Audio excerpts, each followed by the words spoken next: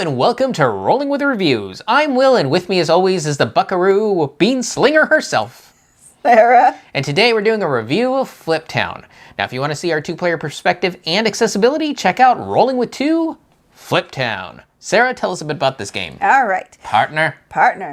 Fliptown is a flip and write game in which you are trying to earn stars by exploring a Wild West town. Using a standard deck of cards, players will make tough decisions on how to utilize the cards in various areas of the map. Many times, the riskiest choices are the most rewarding. Whoever has the most points after 3 rounds wins, and since we'll be covering it, the Outskirts mini expansion comes with 4 Outskirt cards, 2 Cowbot cards, and 2 character cards. All right, Will, so why did we get this? Stephen Armini. He's a designer that we like some of his games. Yes. And we also like flip and write games. Yep. And this is an Old West, which I'm still trying to get more into our collection because Sarah's like, no.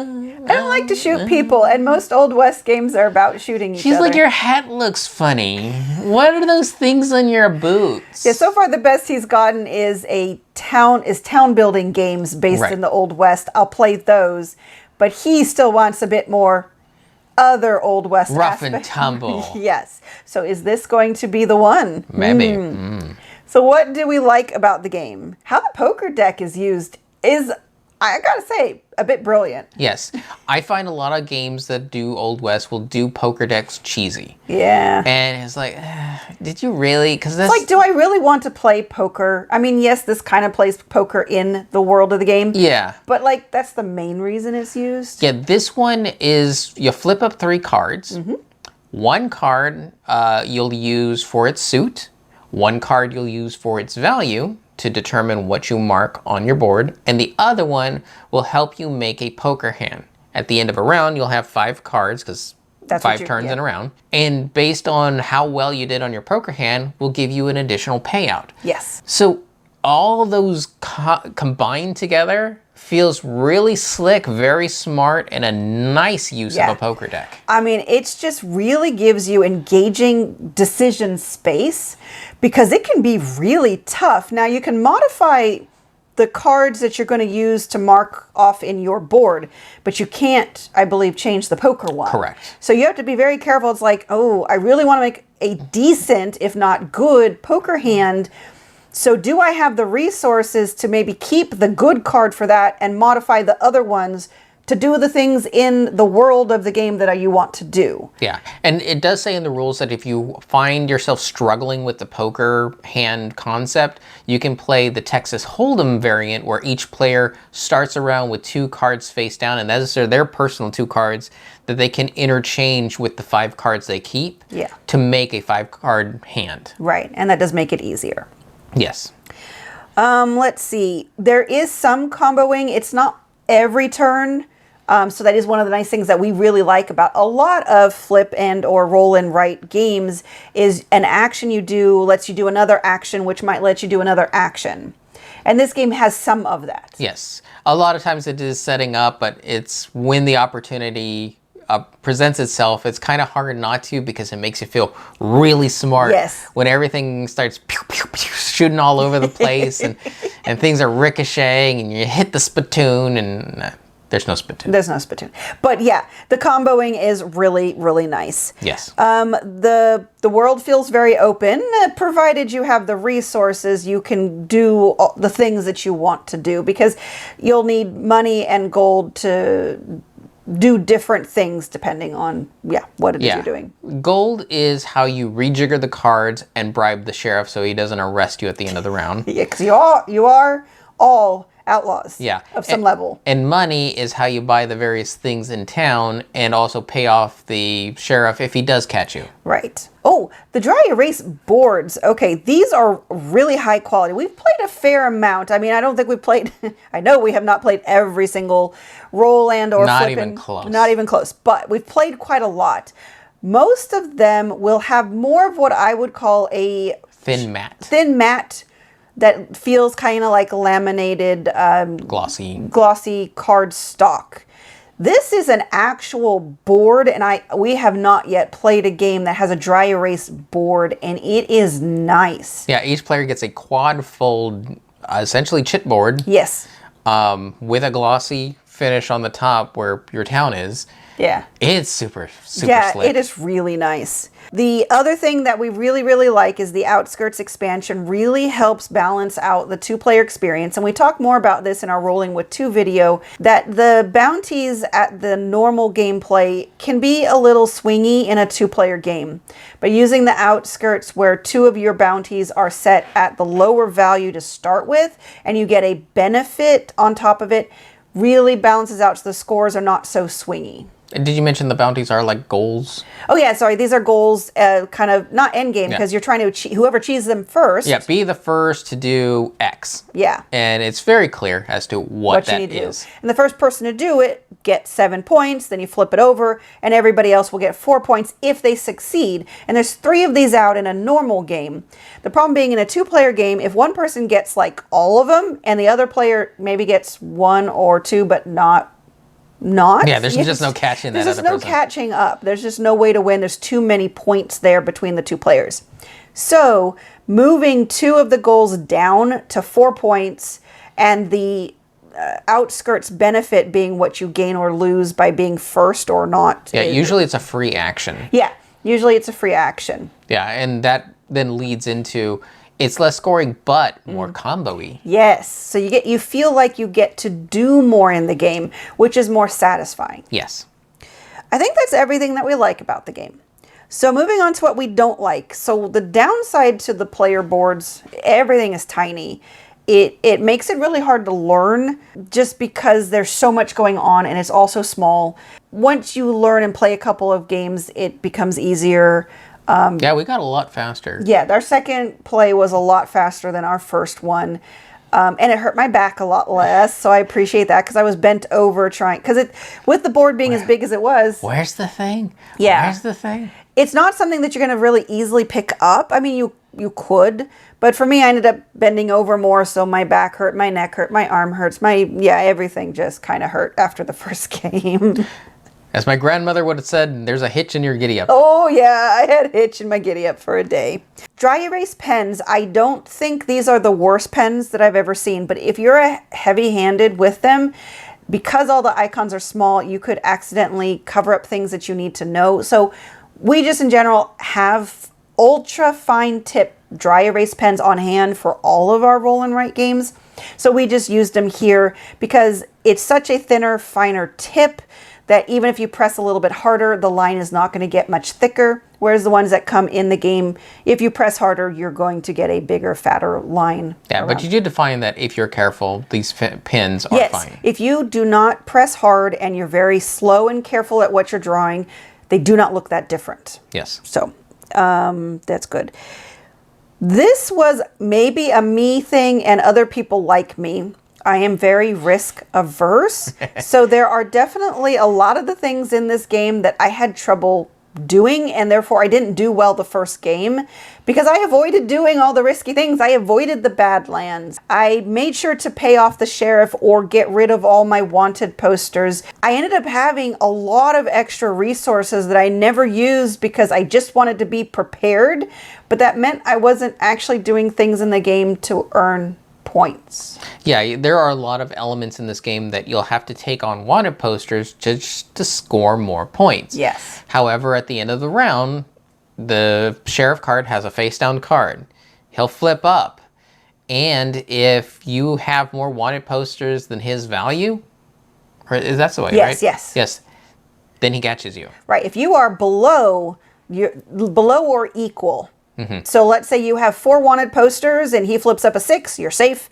But if he flips up a 4, well, actually, you're still safe. But if he flips up a 3 and you've got 4 wanted posters, then you have to pay a lot of money or a lot of victory points. Yes. You do not want to be losing those victory points. They are not insignificant amounts. Yes. But you were like, I don't even know. I don't even want to deal with it. I don't even want that risk. I'm not a poster type person. I don't belong on a poster at all. So, I mean, part of it for me wished the game had more ways to not be an outlaw, but on the other hand, it's kind of what the game is all about. So second play, this is a weird way to put it, I was a bit more tired. So I was a bit more whatever happens, let's do this. And I actually, my risk paid off. I managed the last round to do a lot in the Badlands. I got a flush hand. You also did the land office. I did the land cleaned office. Up on all land. So I managed to win by being more comfortable taking risks. So that's just something you need to know going into this. If you or you're playing with people that are highly risk averse, they will probably have trouble with this game, and it may not be the right game for them. Yeah. Then. Other things that are just kind of minor, the coding on the cards, especially the character cards, makes them stick together, so it's really hard to pull them apart. Fortunately, it's not the poker deck. The Yes, poker the deck is poker a deck is different great. coding, so that's easy to shuffle, easy to use. Yeah. But character cards, bounty cards, cowbot cards. Everything that's not the poker deck, the cards have this really thick coating that I guess makes them... They feel like they're meant to be written on, but you don't write on any of them. Right, they feel like, oh, this is a dry erase-like texture, so you could write on it, but you don't need to for anything. That we could... Man, they stick. Yeah, so that's not so great. But once you pull them apart, they're fine.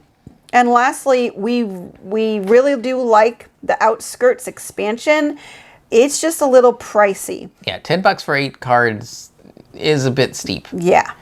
So you may want to go with the print and play on that one to have access to it and just use sleeves, you know, normal sleeves for it. Yeah. They'll be more affordable. I think that's everything. So who is this for? I say casual gamers on up, provided you have a bit of roll and write or flip and write experience. Right. I think you need to have played some other games like this, either roll or flip and write games that are simpler to prepare you for all of the areas that are in this game. Yes. But I don't think it's so complex that you wouldn't get it at all. Correct. And I think in general, if you are looking for that Old West theme game where it's kind of open world, this is also going to probably tick that box. Yes. All right, ratings. So for our ratings, we each have 1d6 worth of ratings to give. 1 is low, 6 is high. We give a number, a reason why, add them together, and see what it rolled for us. Sarah, what did Fliptown roll for you? It rolled a 4. Now, I really enjoy the dynamic decisions that you make with the poker deck. That I really, really like that aspect. Less so much all the risks you have to take in the rest of the game. But I think the more I play this, the easier that's going to get for me. The other thing is the Outskirts expansion, because we're really just going to play this 2 players for a long time. For the foreseeable for future. the foreseeable future. So the Outskirts expansion is a must to balance out the swingy points of those bounty the bounty cards. So, and it's just hard to recommend the Outskirts expansion because it is a little pricey. But again, there's a print and play version that is much more affordable. For me, I give it a 5. Yeah, I figured you would. I would have given it a 6, except I know I'm going to have to fight Sarah on suggesting to play this. No, it's just going to take you suggesting it because I'm probably not going to bring it up. Yeah, because of her risk aversion. Yeah. And sometimes I think when it gets a little bit late, it's like you don't want your eye strain with because I have to fill out both of our boards. I've got 2 very long boards side by side in front of me. I have to bend over to do all the things. So not only is it a strain on my eyes, it's a strain on my back, it's a strain on my hands. So unfortunately, that creates an environment that is unfortunately worse for Will getting this to the table and played. Yes, but it's a stinking good game. Yeah. I like just a whole ton of things about it. So 9 out of 12, fantastic score. Definitely for a very affordable game. It's 25. Yes. I think it's just the mini expansion that's 10. When the game is 25, which is, I think, highly affordable for what you get in the game. Especially those boards. Those boards are really high quality. And then you're paying $10 for 8 cards. I know that's not the worst price out there. I've paid $5 for 1 promo card off of Board Game Geek. Yeah. So it's not the worst I've ever seen. It's just comparatively, it might be a little challenging for some people to swallow that. I think it's because of the quality of the cards. Because the quality of those cards are thicker. Mm-hmm. They're more coated. They're going to last longer. They have just this extra level of production about them, which just adds to the underlying cost. Yeah. But it's rough when that adds a whole nother $10. Agreed, but do recommend it. Yes. All right, and Sarah, Yes. what's your favorite zone in this, in the wildest of the wests? I'm a little torn between the mine and the trail because they're the least risky areas, and they each, I know. But the third level of the mine, anything you do is right. is But by that point, you should know how well you're doing on resources to either pay off the sheriff or be able to get rid of your wanted posters to reduce the impact of it. But they give you endgame scoring at the bottom of the mines. But the thing I really like about the trail is there's a couple of points where you can get a lot of money and you can get a lot of gold, and they don't come with wanted posters. So they can really boost up your resources. yes.